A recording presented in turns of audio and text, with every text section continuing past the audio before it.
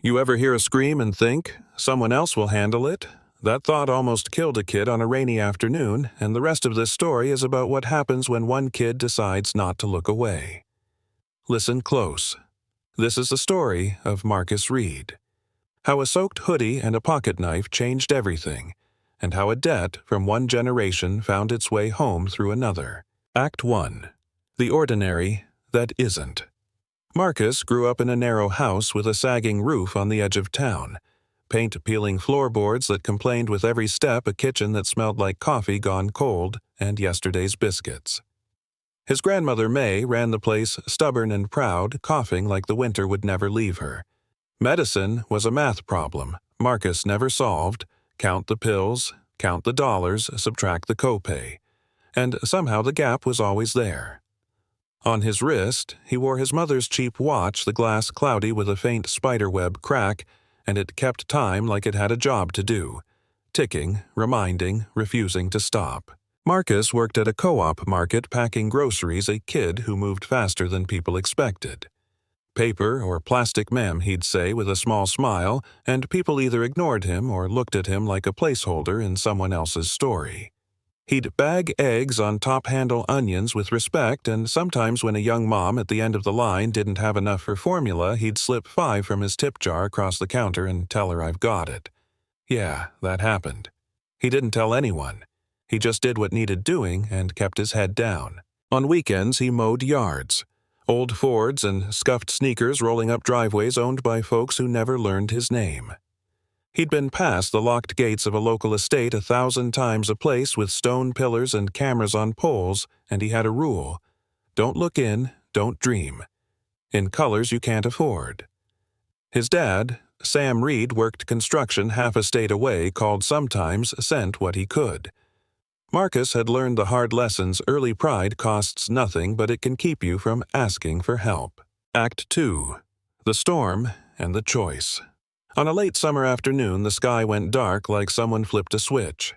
Lily Hawthorne, 10 years old, hair like wheat eyes that looked too old for her face, wanted something simple to see the frogs at Willow Creek.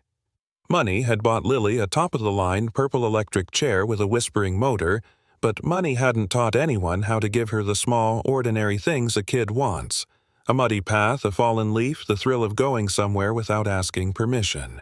She slipped out through the back gate, a note left on her pillow so she wouldn't be labeled missing right away.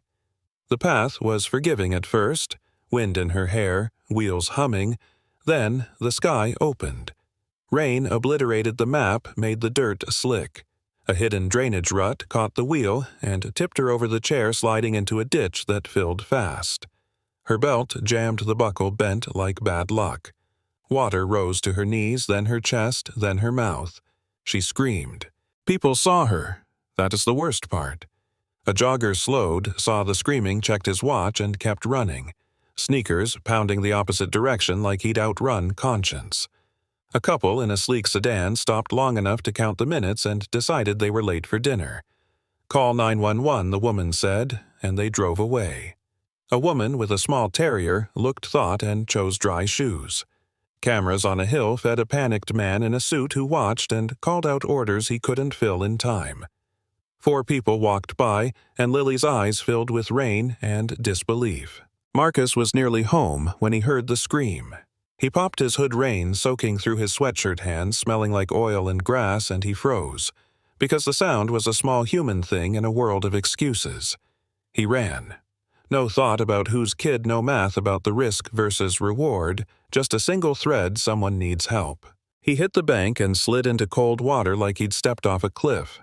Mud grabbed his boots, the current fingered at his legs, and a 10-year-old's face peered at him with a kind of shock that lives in the moments when you realize nobody else is coming. "Hey, look at me, okay? What's your name?" he shouted over thunder. "Lily," she gasped. "Lily, I'm Marcus. I'm getting you out. Breathe with me." He talked to her like he'd done it 100 times, though he'd never had to. The buckle was mangled. Marcus pulled a dull pocket knife blade that had split a dozen weed stalks and worked like a man with nothing left to lose. The knife slipped his palm, split open, blood mixing with rain, and he didn't stop. He saw the strap give way and felt the chair lurch. Lily couldn't kick, couldn't help much. She clung to him like a bird, hands digging into his hoodie. He found a root, he dug up a foothold with his toes, he hauled them both out until they tipped onto grass and sky. They lay there shaking and laughing and not laughing at all. Lily looked at him like someone reading the print on the back of a book, memorizing the face of the person who chose to be the exception. "They left me," she said later, voice tight. "They just walked away." Marcus had no answer, only the wet truth that sometimes people are small and sometimes one person is not. A security SUV roared up. A woman in mud-streaked shoes came running, and then the man in the suit, Mr. Hawthorne, bigger than his problems had taught him to be, strode across the yard, wrapped his daughter up, and looked at Marcus with a mix of gratitude and a question Marcus didn't know how to answer. A guard offered him an envelope with cash, $5,000 inside. Marcus stared at Lily, at Mr. Hawthorne, and said, "I didn't do it for money." He meant it. That's the truth that won't fit in a headline. Act 3. The Aftermath. The Circle. Closed. Marcus went home. Blood on his palm watch, stopped from water, heart louder than the rain. Days passed. Then, a stack of small miracles began. His grandmother's insulin paid for. A scholarship appeared for him at the community college covering what loans wouldn't. A contractor called to offer him a steady contract. A rival company backed off quietly. Little thing after little thing that used to be luck added up to look like a hand had been guiding the dominoes. He kept Lily's little silver phoenix charm, a plain thing, light in his palm, and shoved the business card the estate guard handed him into the back of his wallet with the picture of his mother. He didn't call. Marcus didn't want charity. He wanted to be left to earn his life. But doors opened anyway, sometimes silently, sometimes with men in suits pulling back curtains to see what a kid with a conscience could become if given a fair shot. Years later, Marcus was 22. He'd finished community college, started a small landscaping company with a logo of a rising bird because Lily's charm had made him think bigger than grass. He had 5 employees, a mix of neighborhood kids and a couple of guys who'd had rougher resumes than HR liked. Business was growing, and he kept Lily's charm on his desk like proof that one choice could be an axis for everything else. Then the call came, a formal invitation to meet at the Hawthorne estate. Marcus thought twice, then decided to walk through the gate he'd once only seen from a distance. In a room with leather and dark wood, Mr. Hawthorne began to tell a story that hummed with the same old echo. 20 years earlier, a young man in an orange safety vest, Sam Reed Marcus's father, had pulled a bleeding businessman from a burning car in the middle of the night. The man had never forgotten. He'd tried to find. Sam paid what he could. Left messages that vanished like morning fog. When his daughter nearly drowned, he watched on a phone and saw the past and the present collide. The son of the man who once saved him had just saved his child. Mr. Hawthorne confessed he'd paid things forward quietly. The scholarship, the meds, the protecting of business opportunities. Not to buy loyalty, but to level a playing field he knew was rigged. He offered Marcus a position to run a new foundation equity in a program meant to fund minority-owned businesses, a multi-year contract for Marcus's company. And he found Sam Reed again and brought him home. He handed Marcus the restored watch his mother had worn and had engraved with a simple line, "For the man who stayed soft." They told the story on a stage later with footage of the ditch, the 4 people who walked away, Marcus's soaked hoodie, and his father appearing from the wings. And the internet did what the internet does. The clip went viral, headlines, multiplied reporters called, and donations rolled into programs that started real jobs for people with histories no resume should be ashamed of. But here's what I want you to sit with. This isn't a fairy tale about money-saving morality. It's a mirror.